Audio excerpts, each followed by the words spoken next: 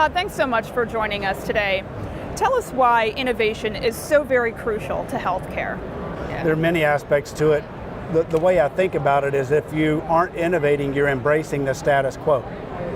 And you can't do that and get the industry to the point to where there's the balance of cost and quality that we need as an industry. But the most important thing of the reason why we need to innovate is because people need us to innovate. They need us to figure out every condition they have. They need us to figure out how we can predict conditions, whether it's with precision genomics. But we need to innovate because it's all about people and designing around them and their healthcare needs and their personal needs. You've talked about healthcare executives really having to live in a setting that is centered on doctors and patients. What, in your view, then makes a great healthcare leader? Empathy. It has to start in the heart. You've got to be very empathetic for the clinician, empathetic for the patient, because I think if you do, it will drive your strategic decisions. And then you have to be curious, because if you're curious, you will continue to learn.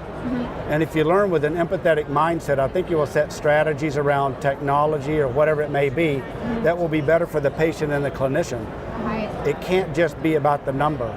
It has to start at the root of empathy because it starts with people and everything else blossoms from there. Todd, looking down the road, what do you think healthcare leaders will be looking to in the next year or 5 years? To make the consumer experience as simple as what they're used to with consumer devices. So today, if you have an iPhone or an Android, it works around your schedule and your life.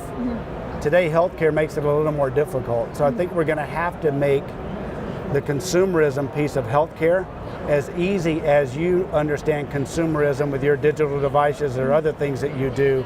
It's going to have to be blended around you. Todd, you made an interesting statement about certain innovation models actually celebrating failure. How do they do that, and how do you reverse that culture? I think the reason that they're trying to use that word, failure, that was actually coined in 1635, is because they want to get people comfortable trying. But there's such a cultural connotation to the word failure that I don't think it's working. In my opinion, what should we do? We should encourage learning. I talk about empathetic observations, curiosity, and then rapid learning experiments.